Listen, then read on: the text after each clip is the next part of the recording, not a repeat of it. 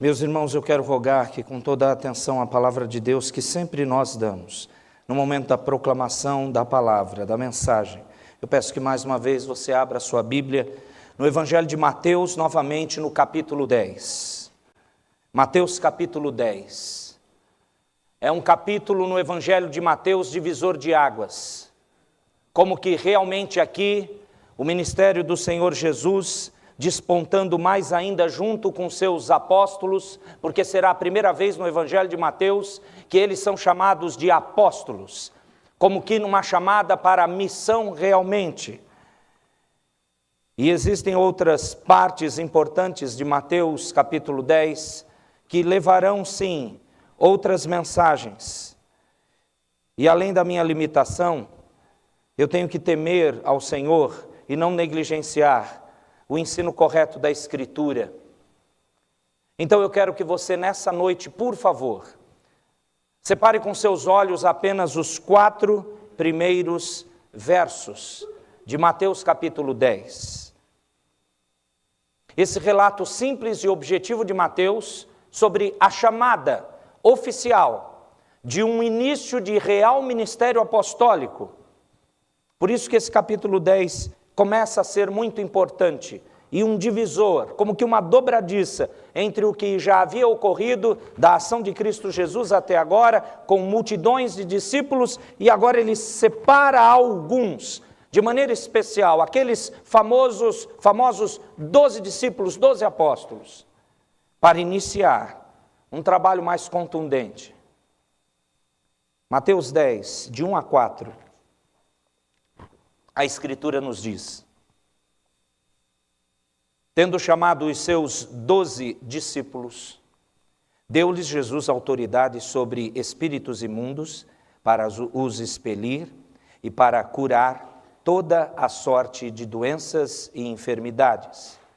Ora, os nomes dos 12 apóstolos são estes: primeiro Simão, por sobrenome Pedro, e André seu irmão, Tiago, filho de Zebedeu, e João seu irmão, Filipe e Bartolomeu, Tomé e Mateus, o publicano, Tiago, filho de Alfeu, e Tadeu, Simão o Zelote e Judas Iscariotes, que foi quem o traiu.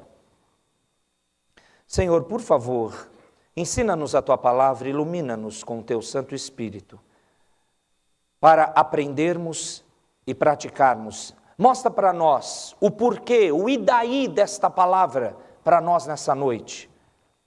Apesar de mim, que o Teu Espírito fale ao coração de todos, ao coração daqueles que porventura estão assistindo pela internet, ou que depois, em outros dias e momentos, ouvirão a Tua palavra, acompanharão esse culto gravado, que o Teu Santo Espírito, que não se limita a nenhum poder de mídia humana, também atue nesses corações e transforme todas as vidas, a começar da nossa, em nome de Jesus. Amém. Meus irmãos, 4 partes, não porque são 4 versículos, mas 4 partes importantes. Eu gostaria de dividir essa mensagem com os queridos. A primeira parte nós vamos falar que os apóstolos foram chamados por Cristo Jesus. O que isso significou para eles e o que isso implica para nós. Em segundo lugar, nós vamos ver também, diante dessa ação do Senhor com os apóstolos, que os apóstolos eram homens comuns, eram homens simples. Eles não tinham nada de especial e foram chamados para essa tarefa grandiosa, enorme, gigantesca. Nós vamos ver também, de uma forma próxima do fim, no meio desta mensagem, se Deus assim nos der condição. Em terceiro lugar, os apóstolos, eles não iriam mudar a sociedade, mas com certeza iriam, como de fato foram, impactar a sociedade. E por fim, em quarto lugar, os apóstolos, eles foram chamados para arriscar tudo pela causa do Senhor Jesus. Mateus resume nesses 4 versos a chamada dos 12. Começa chamando-os de discípulos, os enviados de Cristo. Depois ele usa a palavra apóstolo. O termo é muito intenso no Novo Testamento, 81 vezes você vai encontrar.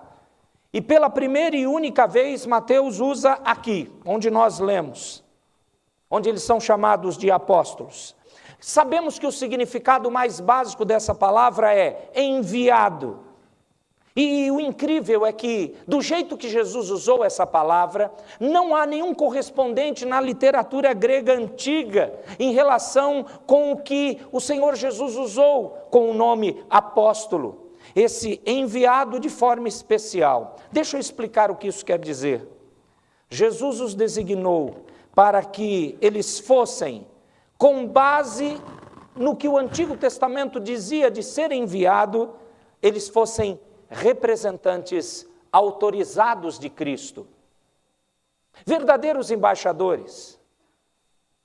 É muito interessante quando você olha os evangelhos e vê a chamada deles, como Jesus tinha uma familiaridade com o conceito do Antigo Testamento sobre enviado, sobre representante autorizado.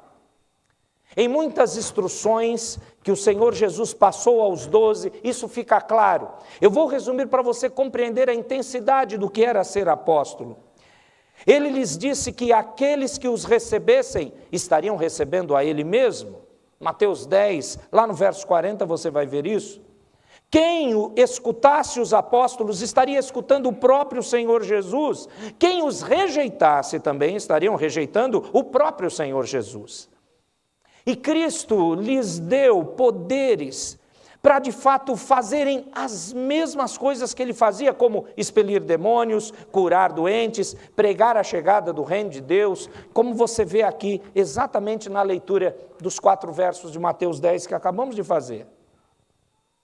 Preste bem atenção, esses homens foram chamados para uma missão completamente inédita, pregar o Evangelho e fundar a Igreja de Cristo. Eles foram chamados por alguém mais do que especial, o próprio Filho de Deus. Isso precisa ser destacado. O que será que levou no ministério terreno de Cristo a fazer isso? Por mais que conheçamos a história dos evangelhos, as narrativas falando da obra terrena do Senhor Jesus, você precisa lembrar do final de Mateus 9, porque ali parece que a designação dos 12 discípulos foi provocada por uma constatação que Jesus fez. O que Jesus viu? Ele percorrendo as cidades, olhando os povoados, ele ensinando nas sinagogas, ele viu multidões que estavam aflitas, multidões que estavam exaustas. E aí a famosa frase, como ovelhas que não têm pastor. E de acordo com o relato anterior aí de Mateus, capítulo 9, verso 35 e 36, Jesus viu isso, Jesus observou isso. E na narrativa de Mateus, é no capítulo 10, nesses versos que lemos, a chamada para isso. Jesus observou que a nação de Israel estava sem líderes espirituais que de fato cuidassem da alma do rebanho como pastores devem fazer, espiritualmente falando. Uma crítica implícita ali aos escribas e sacerdotes, aos fariseus, aos membros do sinédrio, é o que significou a frase do Senhor Jesus: eu vejo ovelhas que não têm pastor.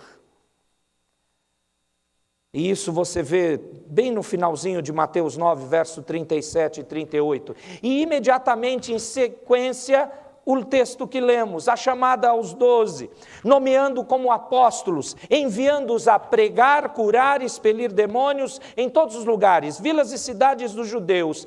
E Jesus deu a autoridade necessária para que eles pudessem fazer isso. Quando Jesus nomeou esses apóstolos, quando ele os enviou em missão aos judeus, Jesus estava instituindo uma nova liderança espiritual em Israel. Aquela que estava lá estava falida. Aqui estava lá, mesmo conhecendo a Torá, a lei, mesmo tendo os profetas, mesmo conhecendo toda a história dos livros históricos, mesmo possuindo os salmos, possuindo toda a riqueza da palavra do Antigo Testamento, a Bíblia conhecida para eles, eles não fizeram o papel para o qual Deus os chamou. Uma das primeiras coisas que nós entendemos nessa chamada de Jesus aos apóstolos, que deve ser aplicada a nós, é que o Senhor nunca deixa a sua obra pela metade. Mesmo que a negligência nossa se torne evidente, Ele levantará pessoas para executá-la. De fato, isso pode ser algo meio que desonroso para nós. O que é desonroso? Saber que Deus não precisa de nós para executar a obra, nem de mim, nem de vocês, nem de milhares e milhares de igrejas. Ele não precisa de bispos, não precisa dos chamados apóstolos de hoje, que na verdade não são, mas usam o título. Ele não precisa de pompa nem de circunstância, como muitos estão aí de maneira gritante, mostrando a todo mundo, como se fossem tão necessários que sem eles a obra de Cristo pararia. A chamada dos apóstolos, a chamada de Cristo para eles, em primeiro lugar, mostra isso. Uma religiosidade vazia estava imperando, dominando e escravizando pessoas. Na verdade, não os aproximando de Cristo, não os aproximando de Deus, aliás, os afastando de Deus. E Cristo, o Senhor da igreja, Ele vem chamar. Sabe o que é interessante? Por que 12? O número é emblemático e não apenas fazendo parte do conjunto dos números místicos da palavra de Deus, como o número 7, etc. Existe uma razão clara, exatamente sobre isso que eu estou mencionando. Os 12 apóstolos representavam um novo Israel, sendo uma contrapartida, o oposto, ou, de fato, tomando a continuidade do trabalho dos 12 patriarcas da nação. Nas palavras do próprio Senhor Jesus Cristo, que foi dirigida aos apóstolos, lá em Mateus 19, Jesus vai dizer: em verdade vos digo que vós, os que me seguistes, quando na regeneração o Filho do Homem se assentará no trono da sua glória, e também vós assentareis em 12 tronos para julgar as 12 tribos de Israel. Perceba que nessa fala escatológica, nesse ensino futuro do Senhor Jesus, Jesus antecipa a regeneração, a restauração espiritual e final da nação de Israel como povo de Deus. Os seus 12 discípulos seriam os líderes dessa nação espiritual, da qual pela graça de Deus fazemos parte. Mas agora, não só composta de judeus, mas também incluindo os gentios de todas as partes do mundo, unidos pela mesma fé no Messias. Jesus estava falando da sua igreja completa, o Israel espiritual. Essa é a razão para o número 12. Não apenas emblemático, mas significatório intensamente, como uma restauração. O nosso Deus é o Deus da restauração. É o Deus que reconstrói, mesmo que nós tenhamos destruído de alguma forma ou atrapalhado a sua obra, o plano continua e Ele reergue e Ele restabelece. É isso que significa a chamada dos apóstolos e nisso devemos olhar. É um fato muito importante que o papel dos apóstolos nos evangelhos refere-se principalmente a levar a mensagem do reino a Israel. Quando você começa a ler Atos dos Apóstolos, você vê eles se dedicando à fundação da igreja. Em resumo, queridos, os apóstolos foram chamados e dados para edificar a igreja. Eles foram os primeiros mestres, os primeiros pregadores cristãos. Nessa chamada, que é o nosso primeiro ponto, como eles foram treinados? Nós já achamos que os 3 anos inteiros do chamado ministério de Cristo, eles estavam sendo treinados. Mesmo assim, já seria pouco tempo, mas é menos do que isso. Quando você olha os relatos históricos de todos os evangelhos, era preciso que eles fossem ensinados, esses homens. Nós vamos ver na segunda parte por que isso. Mas, na verdade, a gente já pode, olhando para aquilo que já vimos deles, que todas as suas fraquezas, todos os defeitos humanos pareciam obscurecer o potencial deles. O tempo era muito curto para preparar aqueles que iriam implantar o cristianismo. Eles já haviam renunciado muitas coisas que envolviam as suas ocupações, que eles eram aptos para aquilo. Eles haviam abandonado as suas redes, deixado suas lavouras, a coletoria de impostos, deixaram isso. Eles haviam abdicado mesmo a tudo o que conheciam, a fim de serem treinados em uma ocupação para a qual eles não possuíam nenhuma aptidão natural.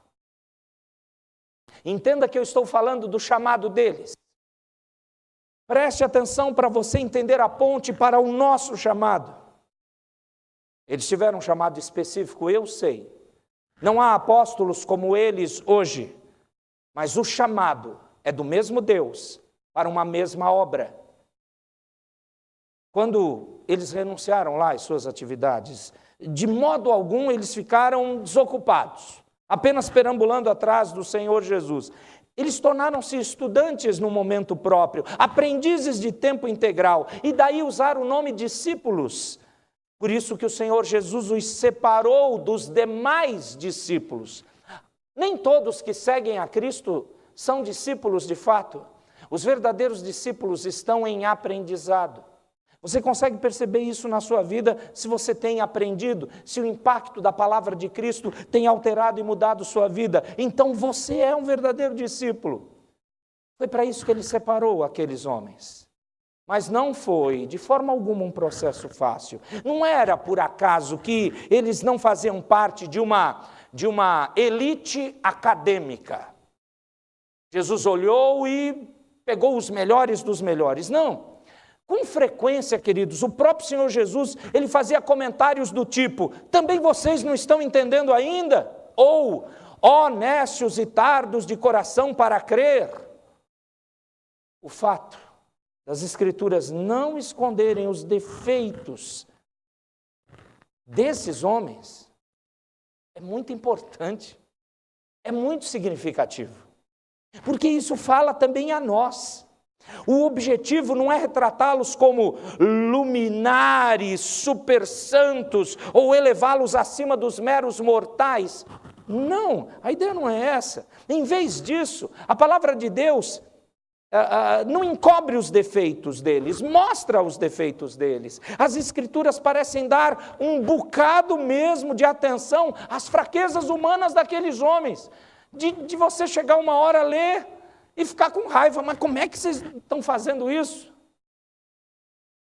É uma lembrança muito clara para que a nossa fé não seja apoiada em sabedoria humana, porque não foi apoiada na sabedoria humana deles. É uma lembrança muito clara e chamada dos apóstolos para nos apoiarmos e dependermos do poder de Deus. Aliás, Paulo fala isso em 1 Coríntios capítulo 2. Por que o processo de aprendizado com eles foi tão difícil? Eu queria deixar uns pontos aqui. Sabe por que, em primeiro lugar, foi difícil? Faltava-lhes entendimento espiritual. É verdade, eles eram tão lentos para ouvir e compreender, e em vários momentos eles foram, na verdade, grosseiros, ineptos, estúpidos. De que modo Jesus deu um jeito, remediou a falta de entendimento espiritual deles? Deixa eu explicar. O Senhor Jesus simplesmente continuava ensinando. Mesmo depois da sua ressurreição, ele ficou 40 dias na terra. Repito, eles têm um chamado especial. Tiveram. Mas nós também somos chamados. E nós também temos dificuldades de entendimento espiritual. O Senhor Jesus nos coloca numa igreja e continua nos ensinando, e usa irmãos e irmãs para isso. Em segundo lugar, eles tinham dificuldade no seu preparo, porque foi a falta de humildade deles que impedia isso, que deixava mais difícil. Eles eram egoístas, egocêntricos, interesseiros, orgulhosos, tudo isso neles, numa mesma pessoa. Eles passaram um tempo muito considerável, discutindo, na verdade, quem seria o melhor entre eles, o maior, aliás. Lembra? Foi no momento até da ceia do Senhor. Lucas 22 falou isso, hoje de manhã nós relembramos na ceia. De que modo o Senhor Jesus superou a falta de humildade deles? Presta atenção. Ao ser um exemplo de humildade para eles. Jesus lavou os pés desses discípulos, ele foi um modelo de servidão, humilhou-se a si mesmo a ponto de morrer na cruz. E você acha que isso é só para mostrar a falta de humildade que eles tinham? Não, é para mostrar a nossa falta de humildade. Somos iguais a eles. E Cristo Jesus é o nosso modelo de entrega. Não só um modelo, ele se entregou por nós para mudar isso em nós, porque a chamada dele também é eficaz em nós, seu povo resgatado. Em terceiro lugar, por que era difícil capacitar esses homens? Porque eles careciam de fé. Isso mesmo. Só no Evangelho de Mateus, Jesus lhes diz em 4 ocasiões: vocês são homens de fé pequena, ou de pequena fé. No capítulo 6, no capítulo 8, no capítulo 14, no capítulo 16. Quando você repete muito uma pessoa, nossa, você errou aqui de novo. E olha, de novo, vai chegar uma hora que essa pessoa vai falar assim, chega, tá, não aguento mais. Já ouviu isso? Pois é, é verdade. Qual foi a solução? No caso dos apóstolos, que Jesus ofereceu para essa incredulidade e dureza de coração irem embora, repare, o Senhor Jesus continuou realizando os milagres. Ele continuou mostrando as suas maravilhas. Os milagres não eram principalmente para os incrédulos. A maioria dos milagres foi propositalmente realizada diante dos apóstolos, na frente dos apóstolos, para que a fé dos discípulos fosse fortalecida. João fala isso no seu Evangelho no capítulo 20. O Senhor Jesus continua agindo com milagres, com poderes sobrenaturais para nós, para continuarmos crendo. Quando a conversão de um incrédulo acontece, é um poder sobrenatural. Quando ele molda você para não cair naquele mesmo e velho pecado, é um poder sobrenatural. Sem falar de outras coisas grandiosas, ele quer que você creia nele, que você descanse nele, semelhante a esses apóstolos. Em quarto lugar, faltava-lhes comprometimento. Enquanto aquelas multidões continuavam empolgadas e os milagres se multiplicavam, queridos, os discípulos, eles ficavam apenas extasiados. No entanto, assim que os soldados chegaram lá no jardim do Getsemane para prender Jesus, todos, sem exceção, todos os apóstolos abandonaram Jesus, fugiram. Marcos 14 diz isso com uma clareza que dói no ouvido. Eles não tinham comprometimento. Como é que Jesus resolveu isso? Quando ele, Cristo, intercede por eles em oração. A famosa oração sacerdotal registrada em João 17 relata que Jesus orou para que eles permanecessem fiéis até o fim e para que o Pai os conduzisse ao céu. Você acha que eu e vocês não carecemos de comprometimento quando Ele nos chama para seguirmos um novo e vivo caminho? É o que mais carecemos. Então você precisa lembrar que Ele é o nosso intercessor. Ele de fato intercede por nós, intercede por você. Em quinto e último lugar, faltava àqueles apóstolos poder. Isso mesmo, faltava-lhes poder. Sozinhos, eles eram fracos. Eles eram desamparados, especialmente amados, ao serem confrontados pelo inimigo, era um desastre. Eles não conseguiram, em certa ocasião, expulsar demônios. Como é que Jesus tratou essa falta de poder, essa fraqueza? O Senhor Jesus tratou no dia de Pentecostes, quando Ele enviou o seu Espírito após a sua ascensão ao céu, para habitar dentro deles e dar-lhes poder. O Senhor Jesus, quando nos chama, manda o seu Espírito dentro de nós, porque nós não temos poder. E o Espírito Santo nos molda para seguirmos essa chamada de conversão, essa chamada de transformação. A nossa tendência, queridos, quando olhamos para esse grupo dos apóstolos,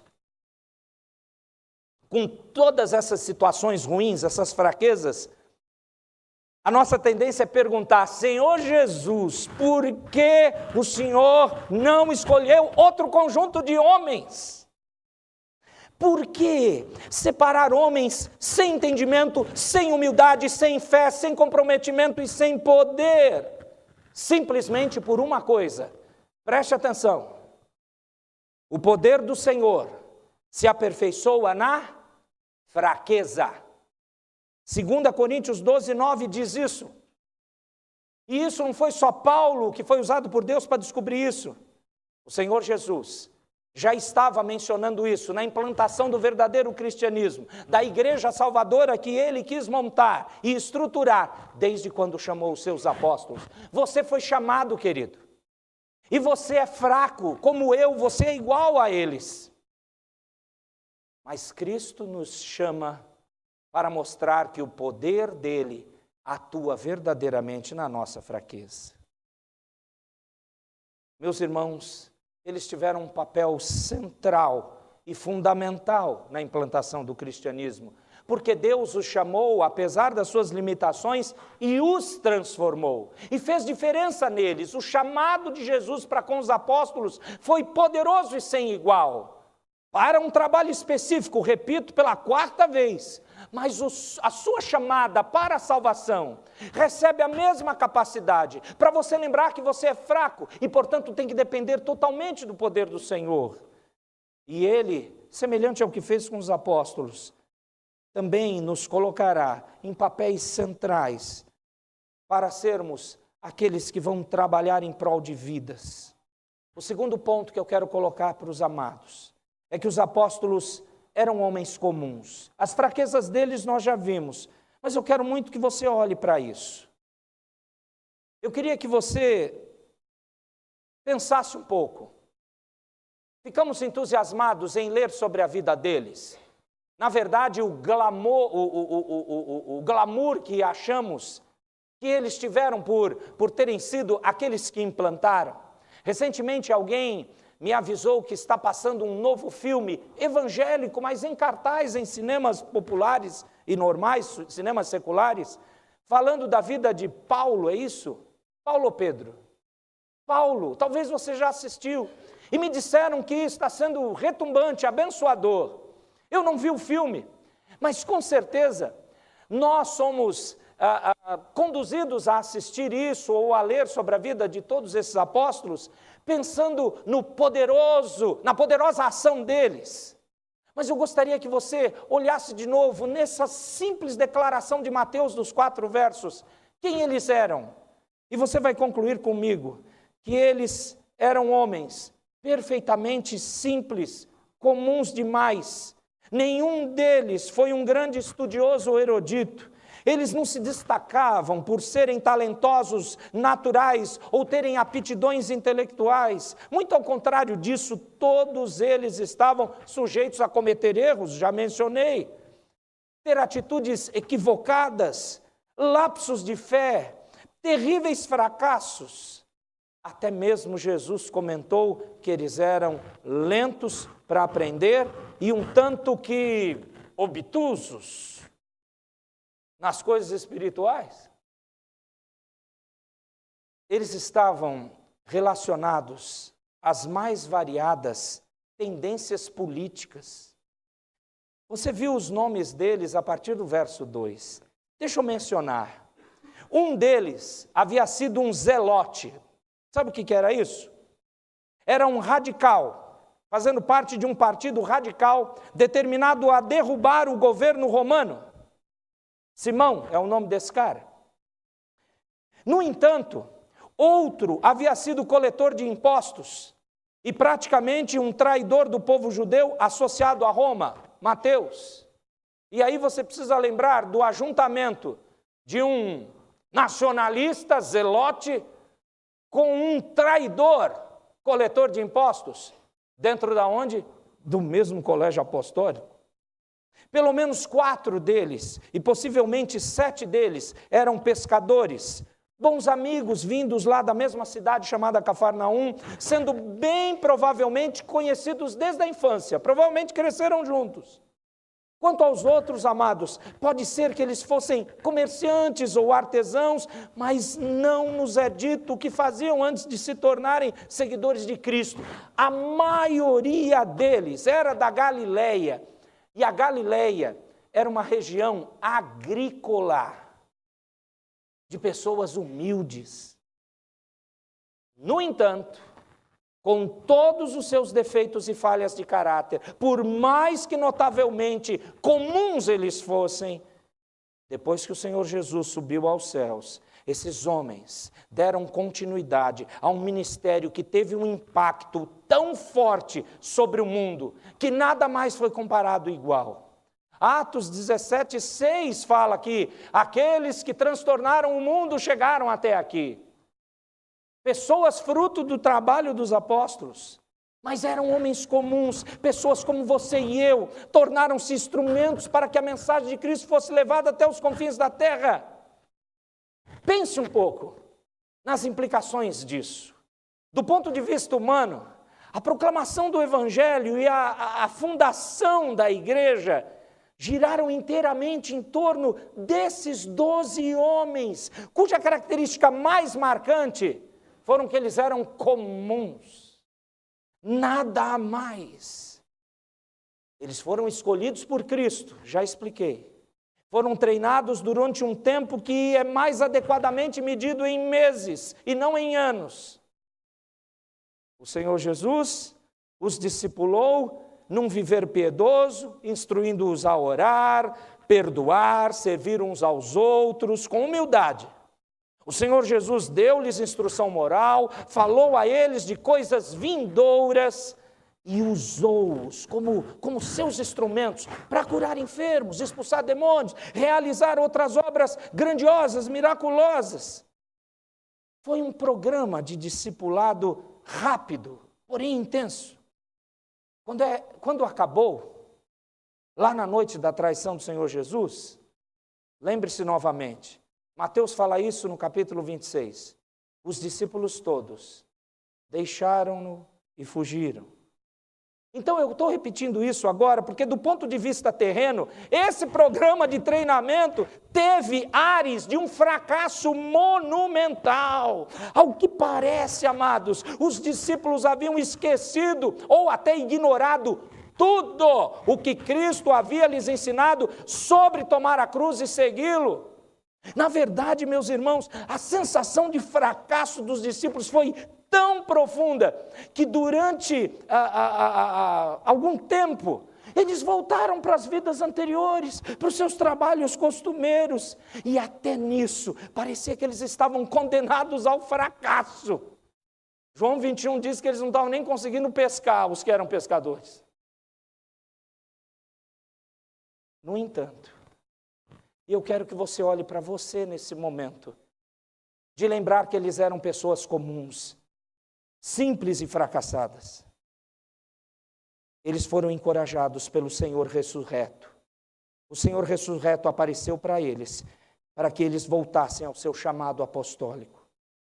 A obra que eles começaram depois disso continua até hoje, 2000 anos depois, bem mais do que isso. Os apóstolos são, portanto, a prova viva de que a força de Deus se aperfeiçoa na fraqueza.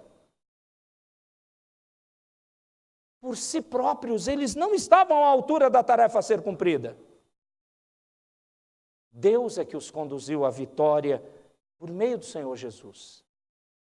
O que você acha que Ele quer com você, para você aprender sobre isso? Sobre verem a eles, os grandes apóstolos, como homens que implantaram a igreja, sendo assim simples, limitados, pessoas comuns. O Senhor Deus trabalha com você assim. Nós podemos nessa altura cometer 2 erros como crentes. 2 erros por darmos ouvido ao nosso coração e mesmo que à distância à voz de Satanás. Os 2 erros estão no extremo. Um é quando você se acha totalmente capaz e competente e você pode fazer mesmo a obra de Cristo porque Ele te deu alguns dons e você pode até aparecer com eles. Cuidado, isso é errado. A outra ponta é que você se sente tão inútil, tão incapaz, tão incompetente e você não quer fazer nada pelo reino. Pior do que aquele que enterrou o único talento, segundo a parábola do Senhor Jesus. Os 2 extremos estão errados. Encarar como os discípulos tiveram que encarar, muitas vezes de forma dura, que eles eram totalmente incapazes, pessoas simplórias, para que o poder do Senhor fosse exaltado e toda a glória dada a Ele, mostra que o Senhor pega pessoas inúteis e Ele as molda para usar para a glória dEle. E essas pessoas reconhecem a sua finitude. Elas não mudam agora usando uma capa, um emblema no peito e agora eu sou um super-homem, uma super-mulher da fé. Essas pessoas crentes continuam simples, pequenas, limitadas. E elas então se tornam dependentes mesmo, para que toda a glória seja do seu Senhor, que faz a obra continuar, apesar da limitação delas. Se você acha que alguma coisa que você faz para o reino de Deus é poderosa e incrível, e que se você não estiver lá a coisa não vai andar, não entre nisso. Cristo não precisa de você. Ele não precisa de mim para estar à frente da igreja. Ele não precisa dos 10 presbíteros, dos mais de 17 diáconos. Ele não precisa de nenhum professor de escola dominical. O incrível é que quando você olha para você e vê mesmo a sua pequenez, como eles tiveram que enfrentar, e vê que a obra continua, apesar de nós, todo louvor é a Ele. E o povo se torna quebrantado, humilde, e verdadeiramente está na dependência, repito, desse Senhor. Eu quero ir com você para lembrar, por exemplo, que a Bíblia tem listas falando dos líderes da igreja, e são listas intensas. Sem dúvida, existem muitos requisitos morais e espirituais bem claros que precisam ser preenchidos por aqueles que vão desempenhar esse ou qualquer outro papel de liderança. Eu não vou ler os textos, mas nós já ouvimos falar que para ser presbítero ou pastor, 1 Timóteo 3 fala de exigências intensas. Tito, capítulo 1, de 6 a 9, apresenta uma lista bem semelhante. Hebreus 13, 7 também sugere que os líderes da igreja devem ser exemplares no seu caráter moral e espiritual, pois é preciso que sua fé seja tal que outros possam segui-la, e será exigido desses líderes prestar contas a Deus quanto à sua conduta. Então, em resumo, a Bíblia fala e trata de padrões extremamente elevadíssimos, gigantescos. Aliás, os padrões não são inferiores também para os membros da congregação, também são altos. Não há um padrão inferior aceitável para membros de igreja em geral. Na verdade, quando você lembra de Mateus 5,48, Jesus diz: a todos os crentes, sede vós perfeitos, como perfeito é vosso Pai Celeste.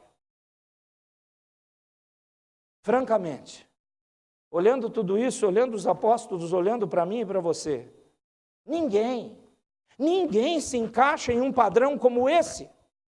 Ninguém é apto a entrar no reino de Deus. Ninguém é inerentemente digno de estar a serviço do Senhor. A Bíblia diz que todos pecaram, carecem da glória de Deus. Romanos 3, 23. A Bíblia diz que não há justo nenhum sequer. Romanos 3, 10. Lembre-se que foi o grande apóstolo Paulo, quando ele estava maduro na sua fé, ele confessou: eu sei que em mim, isto é, na minha carne, não habita bem algum.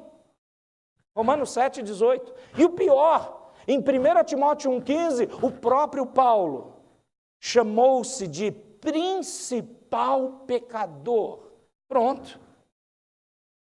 Desse jeito, não há ninguém que seja naturalmente qualificado. O próprio Deus é que tem que salvar esses pecadores. O próprio Deus tem que capacitá-los, santificá-los, transformá-los em seres de incapazes em instrumentos úteis. Ele é o Senhor, Ele leva a glória.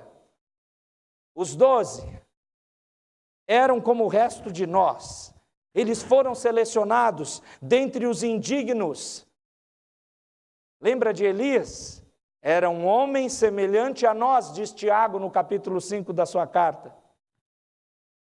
Não chegaram ao mais elevado grau de utilidade esses apóstolos, por serem de algum modo diferente de nós. A sua transformação em vasos de honra é que foi obra exclusiva do grande oleiro. O que você acha que ele fará com você e comigo? A mesma coisa.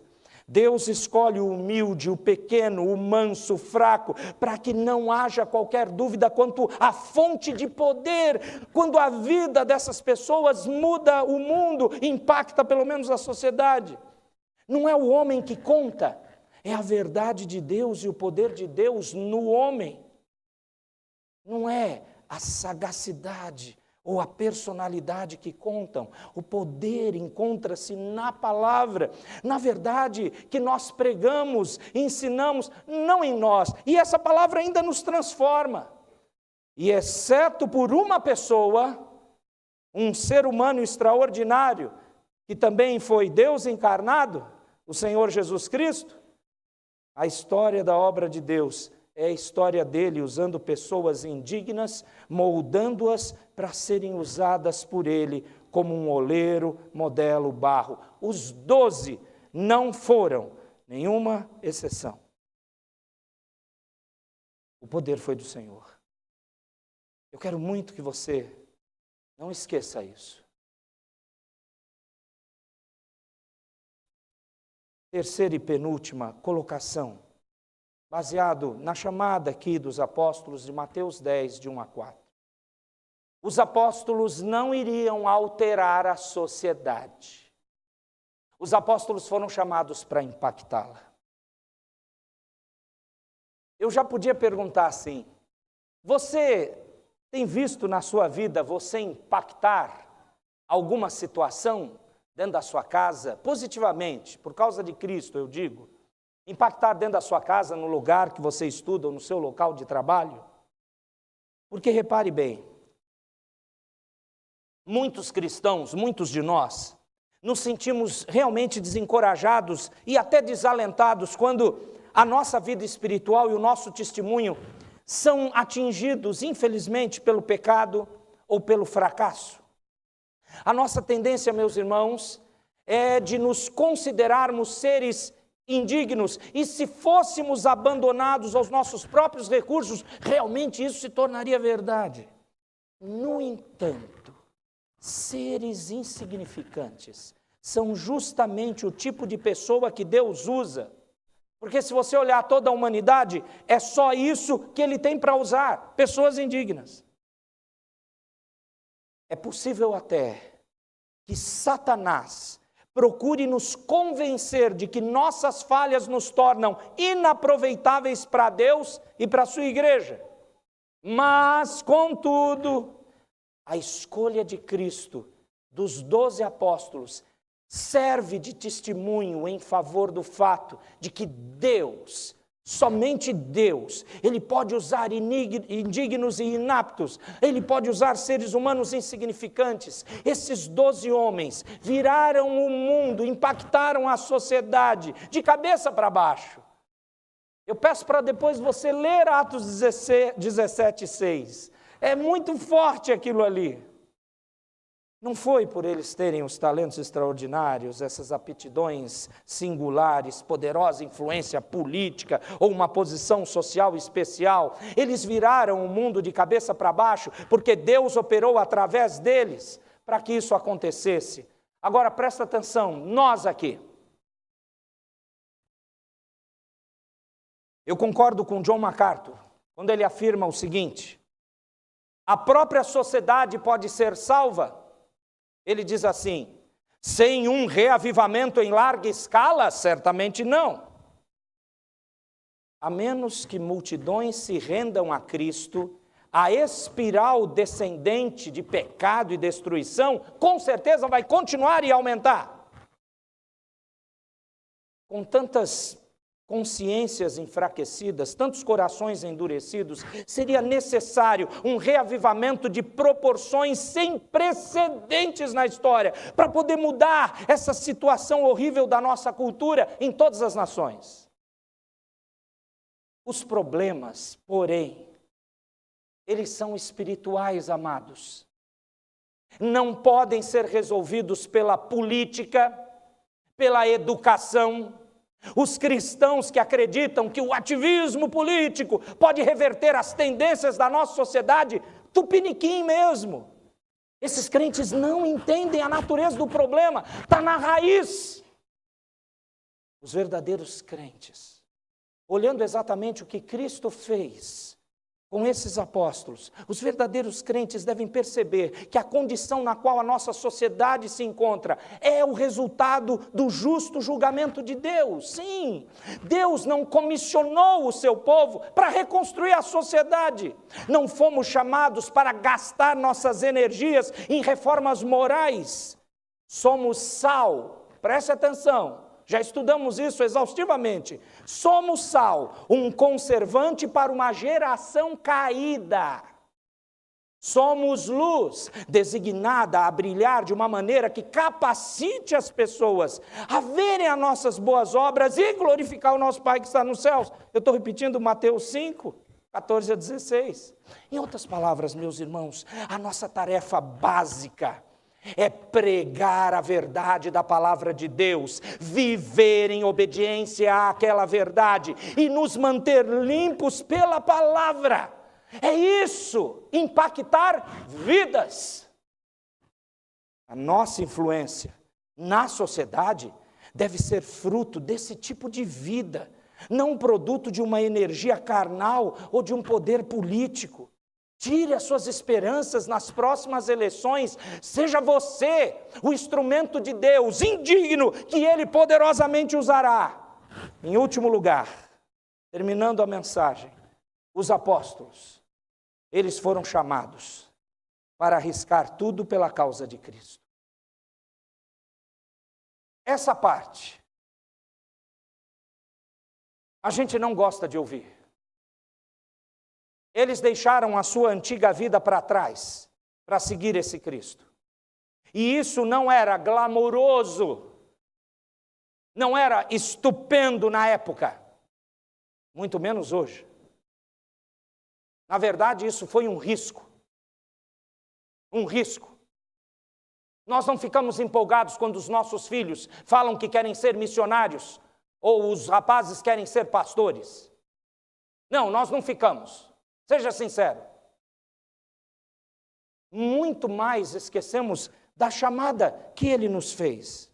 Mas olhando para eles, os apóstolos, pescadores deixando o seu trabalho de subsistência, coletores de impostos deixando a sua riqueza ilícita, mas era o que eles tinham, radicais políticos deixando de acreditar em sua causa para abraçar uma causa estranha, agricultores galileus deixando o certo pelo incerto. Preste atenção. É claro que eles arriscaram tudo, arriscaram mesmo a prudência, arriscaram o não ter dinheiro para poupar, eles arriscaram tudo, tudo que tinham e tudo que eram. Apenas foi resumido numa única atitude para eles poderem trilhar o caminho de Cristo, aquilo que Cristo estava propondo para eles. O que eles então tinham? Eles tinham que confiar plenamente no Senhor. A forte pergunta é: você acha que você foi salvo para quê? Conforto e segurança? Você e eu fomos chamados para confiar da mesma forma, plenamente nele. Correr risco. Correr risco. Sabe o que é um risco? É uma ação que o expõe à possibilidade de perda ou dano. Será que uma pessoa sábia e amorosa vai se arriscar algum dia? Depende. Depende do quê? É claro que você pode jogar a vida fora de uma centena de modos pecaminosos e por fim, morrer como resultado. Mas perder a vida nem sempre é o mesmo do que jogar fora. Arriscar no reino de Deus nem sempre é perder a vida. Aliás, nunca é. Se arriscar com êxito traria grande benefício a muitas pessoas, e no caso de fracassar, traria dano somente a você. Escolher o sossego ou segurança, não demonstrar amor quando algo grande pode ser alcançado por causa de Cristo e pelo bem dos outros. Você já pensou nisso? Por que existe algo como arriscar na vida cristã? O risco, querido, é possível em qualquer situação, porque nós desconhecemos sempre as coisas que vão sair no final de qualquer coisa qualquer situação que você entre. O risco é possível, de verdade, no seguinte sentido. O que eu quero dizer é que Deus não pode arriscar, porque Ele sabe o resultado de todas as suas opções antes que aconteçam. Ele preparou a história. É isso que significa ser Deus em oposição aos deuses pagãos que as nações criam. E visto que o Senhor Deus conhece o resultado de todas as suas ações antes que elas aconteçam, Ele planeja de acordo com isso. Mas não é assim com a gente. Nós não somos deuses. O risco, portanto, está no meio da nossa vida finita. Tudo é um risco. Sair daqui e bater o carro é um risco. Não chegar vivo em casa hoje é um risco. Amanhã acordar cedo e ir trabalhar? Não sei, é outro risco. É certo, então, arriscar por uma causa só. Arriscar por causa de Cristo. Aí você não joga a vida fora. Existem muitos mitos de segurança, mitos de estar seguro. Isso aí é uma miragem. Para onde você se voltar, há coisas desconhecidas e coisas além do seu controle. Então, aonde eu vou arriscar? Jesus chamou aqueles apóstolos para arriscarem no reino. No reino. Eu queria que você, olhando para eles, perguntasse: e eu? E você? O risco é certo? E a razão não é porque Deus promete sucesso para todos os empreendimentos. Muito pelo contrário.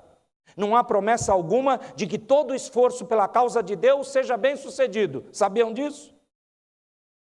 João Batista, por exemplo, arriscou chamar o rei Herodes de adúltero. O que aconteceu com João Batista? Perdeu a cabeça. Mas ele foi fiel à palavra.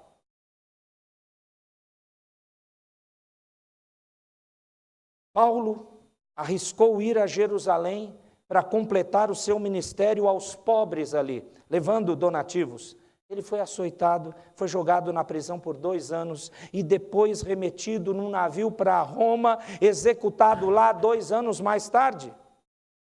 Você sabe quantos túmulos há na África, na Ásia, por milhares de jovens missionários que foram libertados pelo Espírito Santo do encantamento da segurança e estão arriscaram, na verdade, a sua vida para exaltar a Cristo entre os povos não alcançados? E você, olhando para a vida desses apóstolos, você está hipnotizado pelo encantamento da segurança? Paralisado de tomar qualquer risco pela causa de Deus? Será que a gente diz como Joabe no Antigo Testamento: por amor ao nome do Senhor, eu tentarei e faço o Senhor o que bem lhe parecer? E as irmãs poderiam dizer como a Esther disse: pela causa eu tentarei, se perecer, pereci? Foi isso que conduziu Esther a ser a protetora dos judeus naquele tempo do domínio persa, mesmo após o povo de Israel ter sido liberto daquele cativeiro. Essa que a vida dos apóstolos mostra. É por isso, queridos, que esses simples aos nossos olhos, 4 versos de Mateus 10, mostram uma chamada forte, mostra que de fato somos todos pessoas comuns, o poder é do Senhor.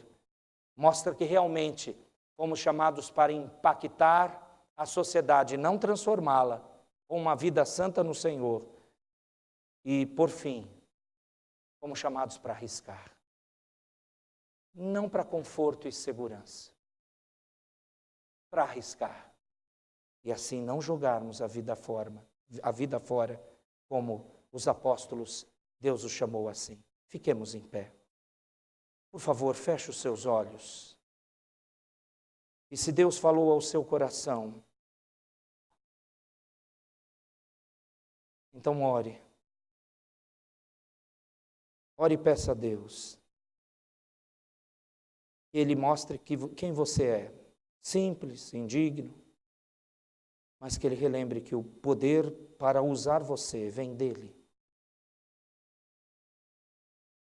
Que Ele lembre você, ore pedindo isso, que Ele te lembre que você foi chamado pelo Senhor, convertido pelo Senhor, para impactar essa sociedade. Não transformá-la, mas impactá-la. Com seu testemunho, com sua vida, transformado por esse Deus. Ore ao Senhor pedindo para você não desperdiçar a sua vida, para você não jogá-la fora, com uma sociedade como a nossa, que não quer que ninguém mostre sua fé, que ninguém demonstre o que crê. Ó Deus bendito, dá-nos ousadia, dá-nos do teu poder, utiliza do teu povo, como mostraste um exemplo tão poderoso daqueles homens simples, os apóstolos. Utiliza de nós, e que toda a glória seja dada a ti, numa vida totalmente arriscada, em fazer o teu querer, custe o que custar, em nome de Jesus.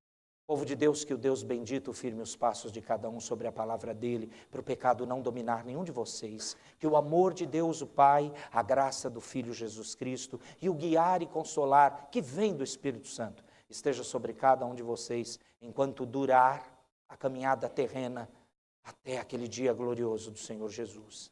Amém.